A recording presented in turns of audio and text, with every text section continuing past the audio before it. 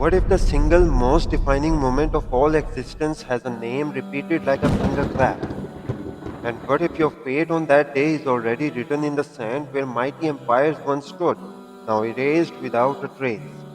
This is the opening of Surah Al-Haaqqah, the indubitable event.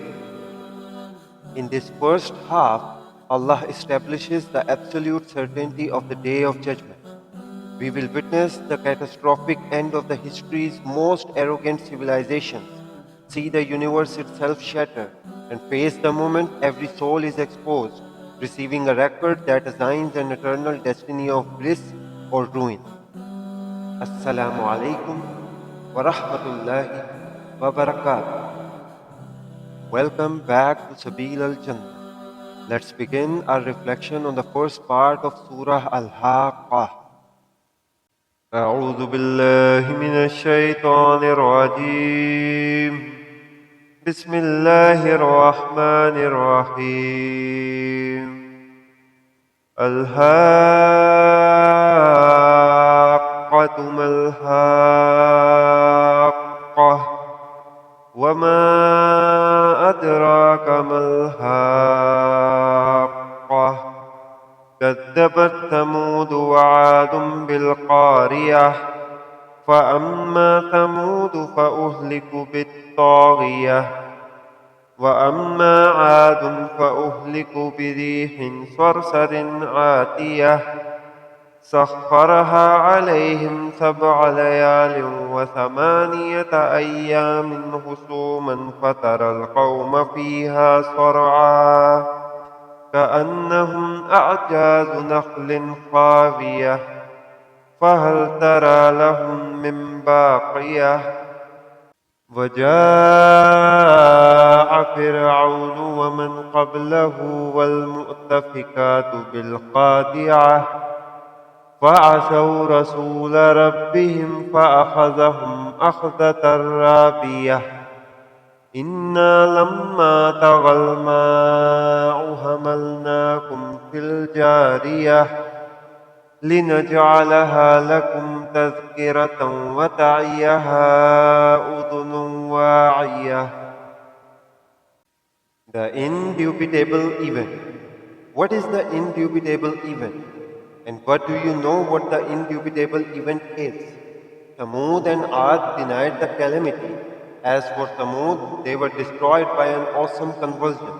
And as for Ad, they were destroyed by a furiously raging windstorm, which he imposed on them for 7 nights and 8 days in succession, so that you might have seen people lying prostrate in its wake, as though they were hollow trunks of palm trees. Do you see any remnant of them now? Then Pharaoh came, and those before him, and the people of the overturned habitations. They all committed sins, and disobeyed the messenger of their Lord, and so he seized them with a terrible seizing. Indeed, when the waters rose high, we bore you in the sailing vessel, so that we might make this event a reminder for you, and that heeding ears might take heed. The surah begins by naming the indubitable event, the Day of Judgment.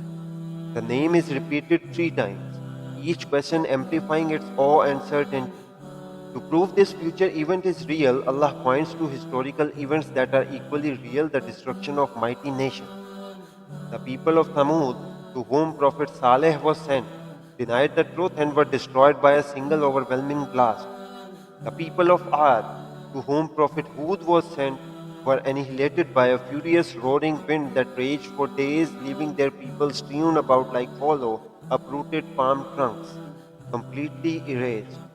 Pharaoh and the people of the overturned cities like Sodom, to whom Prophet Lut was sent, met a similar fate for disobedience. In contrast, Allah saved the believers, Prophet Nuh and his followers in the ark. This past is a clear reminder. The lesson for every listening heart is undeniable. Denial of divine truth leads to total ruin, while faith leads to salvation. فإذا نفخ في الصور نفخة واحدة وحملت الأرض والجبال فدكتا دكة واحدة فيومئذ وقعت الواقية وانشقت السماء فهي يومئذ واهية والملك على أرجائها ويحمل عرش ربك فوقهم يومئذ ثمانية يومئذ تعرضون لا تخفى منكم خافية.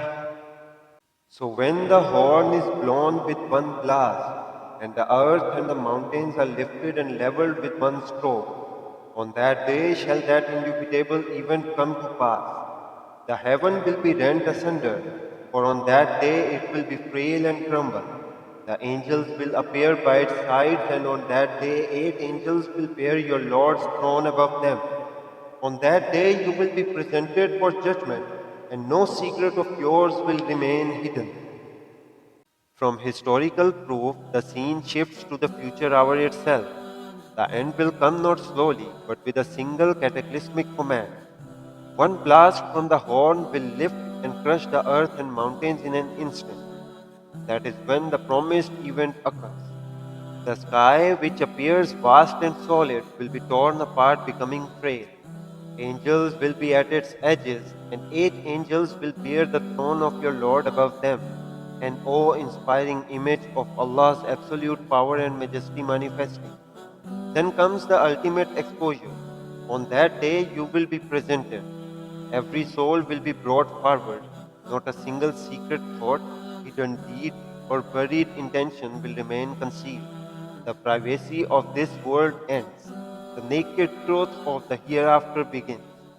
فأما من أوتي كتابه بيمينه فيقول هاؤم اقرءوا كتابيه إني ظننت أني ملاق حسابيه فهو في عيشة راضية في جنة عالية قطوفها دانية كلوا واشربوا هنيعا بما أسلفتم في الأيام الخالية وأما من أوتي كتابه بشماله فيقول يا ليتني لم أوت كتابيه ولم أدر ما حسابيه يا ليتها كانت القاضية ما أغنى عني ماليه هلك عني سلطانيه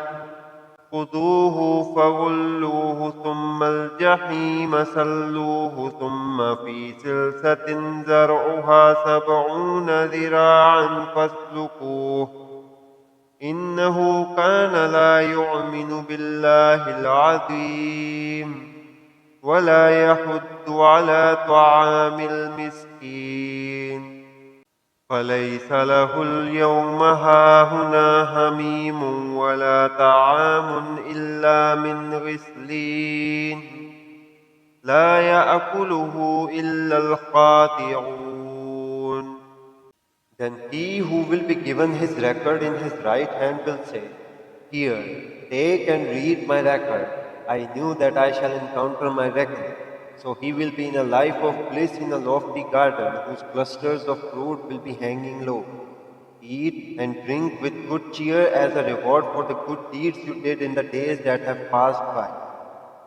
But he who will be given his record in his left hand will say, Would that I had never been given my record, and had not known my reckoning. Oh, would that death had been the end. My riches have availed me nothing, and my authority has vanished. A command will be issued, seize him and fetter him.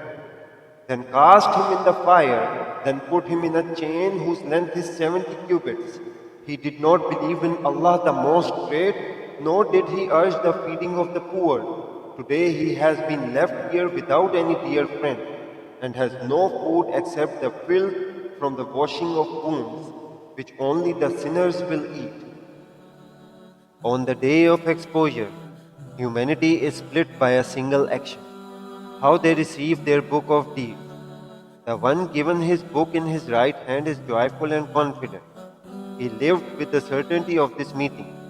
His reward is a life of bliss in a lofty paradise, enjoying its bounties as a direct reward for the good he sent ahead in his past life. In stark contrast, the one given his book in his left hand is plunged into immediate despair and denial. He wishes for oblivion. His worldly wealth and power are now worthless. The command for his punishment is direct. Seize him and fetter him, cast him in the fire. A chain of 70 cubits will bind him. His core crimes are then exposed. He did not believe in Allah the Most Great. He did not urge the feeding of the poor. He is abundant with only the foulest, most disgusting filth to eat. This first half of Surah Al-Haaqqah builds an unassailable case, moving from historical proof to eternal consequence. Let's revise major lessons from this first part. Number 1. History is a warning. The ruins of Ad and Thamud are not myths. They are Allah's monuments on earth, proving that arrogant denial leads to absolute erasure. The past guarantees the future. Number 2. Your record is being written. The scene of the two books is your future reality. Today you are writing the lines that will place your book in your right or left hand.